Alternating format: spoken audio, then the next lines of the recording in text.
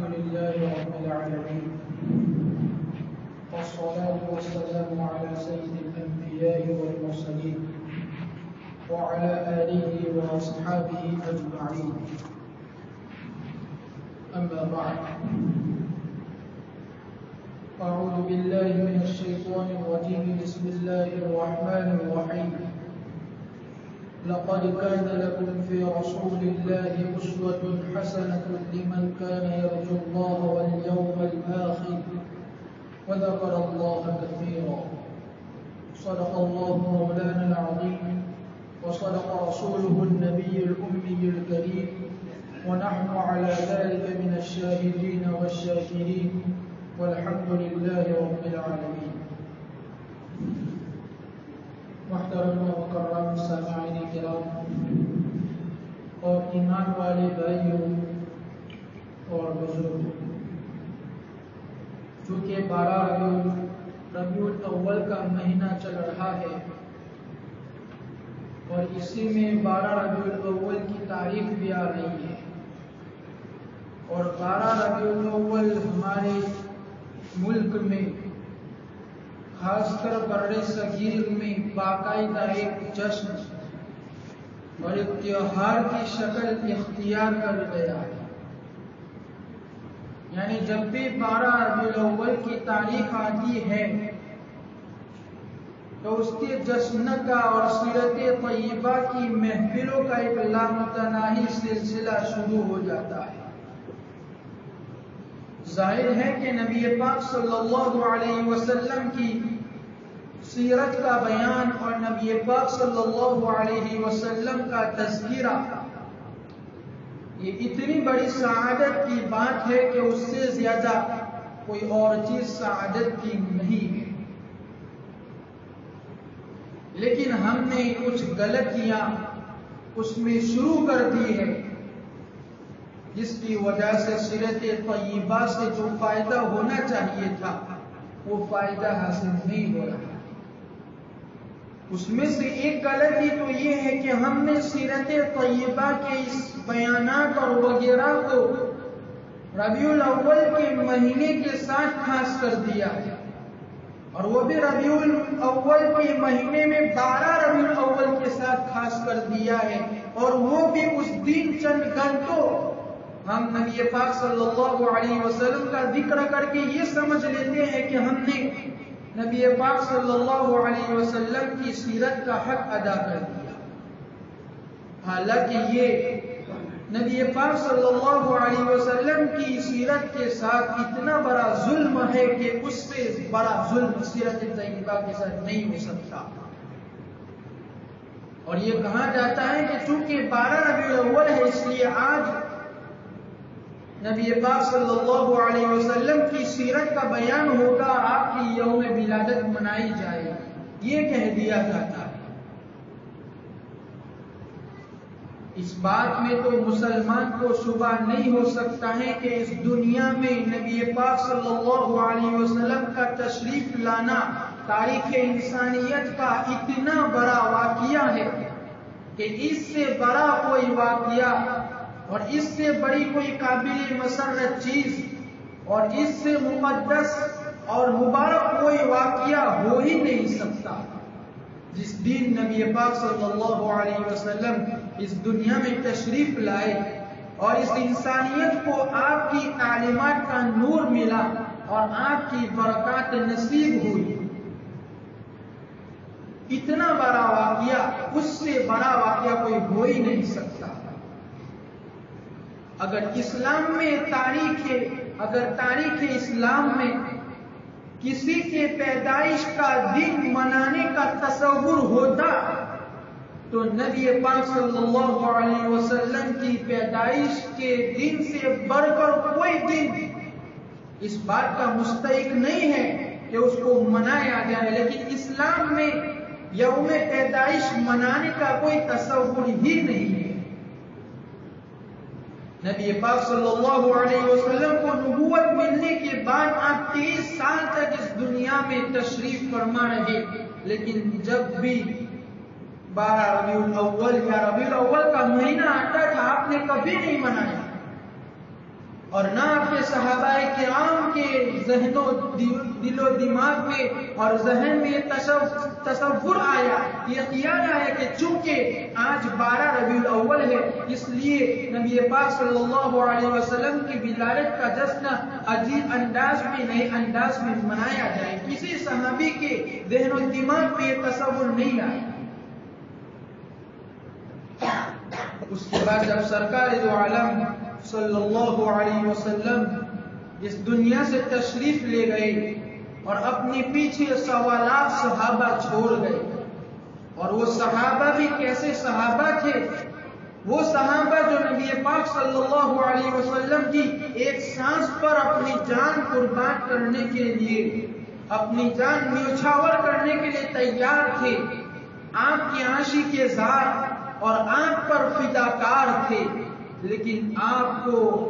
ایک مثال نہیں ملے گی کسی صحابی کی کہ کسی صحابی نے 12 ربیع الاول کو کسی خاص انداز میں منایا ہو، کوئی اجلاس منعقد کیا ہو، کوئی جلسہ منعقد کیا ہو، کوئی جلوس نکالا ہو، کوئی سجاوٹ کی ہو، کوئی جندیاں نکالی ہو۔ آپ کو کوئی ایک مثال بھی نہیں ملے گی۔ کیوں نہیں ملے گی؟ اس لیے کہ یہ دین اسلام کوئی رسمی دین نہیں ہے، جیسے کہ بعض اہل مذاہب ان کے یہاں ان کا مقصد جیسے کہ دوسرے جو مذہب وہ رسمی ہوتے ہیں، یعنی ان کے یہاں چند رسمیں ہوتی ہیں، اس کو ادا کر لی، اس کے بعد چھٹی ہو گئی۔ لیکن اسلام عمل کا نام ہے۔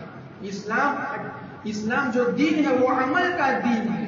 پیدائش سے لے کر مرتے دم تک اپنے آپ کی اصلاح کی فکر میں لگے رہنا ہے، اور نبی پاک صلی اللہ علیہ وسلم کی سنتوں کی اتباع میں لگے رہنا ہے۔ یہ عمل کا دین ہے، یہ کوئی رسمی دین نہیں ہے۔ دراصل میلاد النبی کا جو تصور ہمارے یہاں آیا وہ عیسائیوں سے آیا۔ وہ اس طریقے سے کہ جب حضرت عیسیٰ علیہ السلام کو آسمان پر اٹھا لیا گیا تو عیسیٰ علیہ السلام کو آسمان پر اٹھا لینے کے 300 سال تک کوئی تصور نہیں تھا کہ عیسیٰ علیہ السلام کی یوم پیدائش منائی جائے۔ 300 سال تک عیسیٰ علیہ السلام کی یوم پیدائش کسی نے نہیں بنائی، لیکن 300 سال کے بعد کچھ لوگ پیدا ہوئے جنہوں نے یہ سلسلہ شروع کیا، ورنہ جو نبی حضرت عیسیٰ علیہ السلام کے حواریین تھے اور جو صحابہ تھے انہوں نے کبھی عیسیٰ علیہ السلام کی یوم ولادت نہیں منائی، لیکن 300 سال کے بعد کچھ لوگ آئے اور انہوں نے یہ سلسلہ شروع کیا، اور اس وقت بھی جو عیسیٰ علیہ السلام کے دین کی صحیح معنوں میں پیروی کرتے تھے انہوں نے ان لوگوں سے کہا کہ تم نے یہ سلسلہ کیوں شروع کیا، حالانکہ عیسیٰ علیہ السلام کی تعلیمات میں اس کا کوئی تذکرہ ہی نہیں ہے، اس کا کوئی ذکر ہی نہیں ہے۔ تو ان لوگوں نے کہا کہ اس میں حرج کی بات کیا ہے، اس میں گناہ کی بات کیا ہے، ہم اس دن جمع ہو جائیں گے اور عیسیٰ علیہ السلام کا ذکر کریں گے اور عیسیٰ علیہ السلام کی تعلیمات کو یاد دلائیں گے۔ چنانچہ لوگوں کے اندر عیسیٰ علیہ السلام کی تعلیمات پر عمل کرنے کا شوق پیدا ہوگا، اس میں کیا برائی ہے، یہ کوئی گناہ کا کام تو ہے نہیں۔ لہٰذا یہ کہہ کر ان لوگوں نے یہ سلسلہ شروع کر دیا، اور شروع میں تو یہ سلسلہ چلا کہ جب 25 دسمبر ہوتی تھی، یعنی 25 دسمبر جب کرسمس ہوتی تھی، حالانکہ عیسیٰ علیہ السلام کی تاریخ ولادت کہیں تاریخ میں نہیں ملتا ہے کہ وہ اس تاریخ کو پیدا ہوا، لیکن انہوں نے اپنی طرف سے 25 دسمبر کو متعین کر لیا۔ تو جب بھی 25 دسمبر ہوتی تھی تو وہ چرچ میں جمع ہو جاتے تھے، اور ایک جو پادری آتا تھا اور وہ تقریر کر دیتے تھے عیسیٰ علیہ السلام کی تعلیمات اور آپ کا ذکر کرتے تھے۔ تو شروع میں تو یہی ہوتا تھا کہ حضرت عیسیٰ علیہ السلام کی تعلیمات وغیرہ کا ذکر کر کے مجلس ختم ہو جاتی تھی، لیکن جب رفتہ ایک عرصہ گزر گیا تو ان لوگوں نے دیکھا کہ ہم تو پادری سے صرف تقریر کرا لیتے ہیں اور یہ خشک قسم کی تقریر ہوتی ہے، اس وجہ سے جو نوجوان اور شوقین لوگ ہوتے ہیں وہ اس تقریر میں شریک نہیں ہوتے ہیں۔ اس لیے کچھ نیا ہونا چاہیے، اس کو دلچسپ بنانا چاہیے تاکہ لوگوں کے لیے دلکش ہو جائے۔ چنانچہ انہوں نے اس کے اندر موسیقی کو شامل کر دیا۔ چنانچہ جب بھی اب کرسمس کا دن آتا تھا تو عیسیٰ علیہ السلام کی تعلیمات کے ساتھ ساتھ موسیقی بھی ہوتی تھی اور نعتیں وغیرہ بھی پڑھوائی جاتی تھی۔ بعد میں ان لوگوں نے دیکھا کہ موسیقی سے بھی کام نہیں چلتا ہے، تو انہوں نے گانا اور ناچ گان کو شامل کر دیا۔ جب انہوں نے دیکھا کہ اس سے بھی برابر کام نہیں ہو رہا ہے تو انہوں نے تماشے شروع کر دیے اور تعلیمات عیسیٰ علیہ السلام کے ساتھ ہنسی مذاق کے تماشے بھی ہونے لگے، اور رفتہ رفتہ بات یہاں تک پہنچی کہ دنیا کی جتنی بھی خرافات تھی ان سب کو انہوں نے کرسمس کے دن شامل کر لیا، اور وہ کرسمس جو عیسیٰ علیہ السلام کی تعلیمات کو بیان کرنے کے لیے شروع ہوا تھا، اب اس کے اندر موسیقی بھی ہے، اس کے اندر گانا بھی ہے، اس کے اندر ناچ گان بھی ہے، اس کے اندر شراب نوشی بھی ہے، اس کے اندر ایمان بھی ہے، اور سٹہ بازی اور دنیا کی جتنی خرافات ہے وہ ساری خرافات کرسمس میں ان لوگوں نے شامل کر لی۔ لہذا آپ مغربی ممالک میں جا کر دیکھیے کہ جب کرسمس کا دن آتا ہے تو کیا طوفان برپا ہوتا ہے۔ اس ایک دن میں اتنی شرابیں پی جاتی ہے جتنی شرابیں پورے سال میں نہیں پی جاتی، اسی ایک دن میں اتنے حادثات اور واقعات پیش آتے ہیں، اتنے واقعات پورے سال میں نہیں پیش آتے، اور اسی ایک دن میں عورتوں کے ساتھ اتنی عصمت دری اور ریپ ہوتا ہے جتنا پورے سال میں نہیں ہوتا ہے، اور یہ سب کچھ کس کے نام پر ہو رہا ہے؟ کہ حضرت عیسیٰ علیہ السلام کے نام پر ہو رہا ہے۔ چونکہ اللہ تبارک و تعالیٰ تو انسان کی نفسیات اور اس کی کمزوری سے واقف ہیں، اللہ تعالیٰ جانتے ہیں کہ اگر ان کو تھوڑا شوشہ بھی دے دیا جائے گا تو وہ بات کو کہاں سے کہاں تک لے جائیں گے۔ اس لیے اللہ تبارک و تعالیٰ نے کسی کی پیدائش کا دن منانے کا تصور ہی نہیں رکھا۔ اسلام میں کسی کی یوم پیدائش منانے کا تصور ہی نہیں ہے۔ تو جس طریقے سے عیسائیوں میں ابتدا ہوئی اسی طریقے سے یہاں بھی ہوا کہ کسی بادشاہ کے دل میں یہ خیال آیا کہ جب عیسائی لوگ حضرت عیسیٰ علیہ السلام کی یوم پیدائش مناتے ہیں تو ہم کیوں نبی پاک صلی اللہ علیہ وسلم کی پیدائش کا دن نہ منائیں۔ چنانچہ اس بادشاہ نے میلاد کا سلسلہ شروع کیا، اور شروع میں بھی یہاں یہی ہوا کہ صرف آپ صلی اللہ علیہ وسلم کی سیرت کا بیان ہوتا تھا اور کچھ نعتیں پڑھوائی جاتی تھی، لیکن رفتہ رفتہ وہی حال ہوا جو حال عیسائیوں کا ہوا، عیسائیوں کے یہاں ہوا تھا، اور ساری خرافات اس میں شامل ہو گئی۔ لیکن یہ تو نبی پاک صلی اللہ علیہ وسلم کا معجزہ ہے کہ بات اس تک نہیں پہنچی، نوبت اس تک نہیں پہنچی جو نوبت عیسائیوں کے یہاں پہنچی، یعنی شراب نوشی اور قیمار وغیرہ یہ خرافات نبی پاک صلی اللہ علیہ وسلم کی اس میلاد میں شامل نہیں ہوئی۔ یہ الحمدللہ نبی پاک صلی اللہ علیہ وسلم کا معجزہ ہے۔ لیکن آج دیکھ لو کہ سڑکوں پر کیا ہو رہا ہے۔ نبی پاک صلی اللہ علیہ وسلم کی روضہ اقدس کی شبیہیں اور تصویریں سڑکوں پر کھڑی کی جاتی ہے، خانہ کعبہ کی تصویریں اور شبیہیں سڑکوں پر کھڑی کی جاتی ہیں، لوگ اس کا طواف کرتے ہیں، اور اس کے ساتھ ساتھ موسیقی اور سونگ بھی بجائے جا رہے ہیں۔ اور سب سے بڑی خرابی جو پیدا ہوئی وہ عورتوں اور مردوں کا اختلاط ہے۔ جس برائی کو نبی پاک صلی اللہ علیہ وسلم ختم کرنے کے لیے آئے تھے، آج ہم اسی برائی کو رواج دے رہے ہیں۔ نبی پاک صلی اللہ علیہ وسلم نے عورتوں کو کیا فرمایا تھا کہ آپ کے لیے مسجد میں آنے سے بہتر یہ ہے کہ آپ گھر میں نماز پڑھیں، لیکن آج میلاد کے نام پر عورتیں اور مرد دونوں ایک ساتھ ہوتے ہیں، اور عورتیں وہ بھی بن سور کر آتی ہیں۔ یہ کتنی بڑی خرابی، اور وہ بھی عید میلاد النبی کے نام پر ہو رہی ہے۔ تو آج بھی عید میلاد النبی کے نام پر بہت ساری خرافات ہمارے معاشرے میں چل پڑی ہے، اور اس میں سب سے بڑی خرابی اور سب سے بڑی افسوس کی بات یہ ہے کہ یہ سب کچھ جو ہو رہا ہے وہ دین کے نام پر ہو رہا ہے اور نبی پاک صلی اللہ علیہ وسلم کی سیرت کے نام پر ہو رہا ہے، اور یہ سوچ کر رہے ہیں کہ اس پر ہمیں اجر و ثواب ملے گا، حالانکہ اجر و ثواب تو دور کی بات، الٹا اس پر گناہ ہوگا۔ اور یہ سوچ کر رہے ہیں کہ اگر ہم یہ چراغاہ کر لیں گے اور یہ جیسے جلوس نکال لیں گے تو ہم نے نبی پاک صلی اللہ علیہ وسلم کی سیرت کا حق ادا کر دیا۔ اور جب ان سے پوچھتے ہیں کہ کیا آپ سیرت نبی پر اور نبی پاک صلی اللہ علیہ وسلم کی تعلیمات پر عمل نہیں کرتے، تو کہتے ہیں کہ ہمارے یہاں تو سیرت طیبہ کا بیان ہو جاتا ہے 12 ربیع الاول کو اور ہم میلاد منا لیتے ہیں، اس طریقے سے ہم نے سیرت نبوی کا حق ادا کر دیا، یہ جواب ملتا ہے۔ تو عمل کی کوئی بات نہیں، بس صرف یہ خرافات میں آج امت مبتلا ہو چکی ہے۔ حالانکہ صحابہ کا حال کیا تھا؟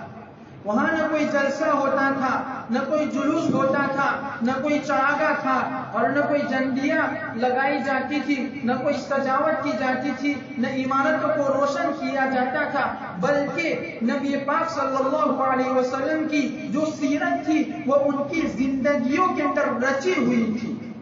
ان کا ہر کام سیرت نبوی کے مطابق ہوتا تھا، ان کا ہر دن سیرت طیبہ ہوتا تھا، ان کا ہر لمحہ سیرت طیبہ ہوتا تھا، ان کا کوئی کام ایسا نہیں ہوتا تھا جو سیرت طیبہ سے خالی ہے۔ کیوں؟ اس لیے کہ وہ جانتے تھے کہ نبی پاک صلی اللہ علیہ وسلم اس لیے دنیا میں تشریف نہیں لائے کہ وہ اپنے دین کو منوائے، اپنی تعریفیں کروائے اور اپنی تعریفوں میں نعتیں اور قصیدے پڑھوائے۔ اگر یہی مطلوب ہوتا تو جب کفار مکہ نے نبی پاک صلی اللہ علیہ وسلم کو یہ پیشکش کی تھی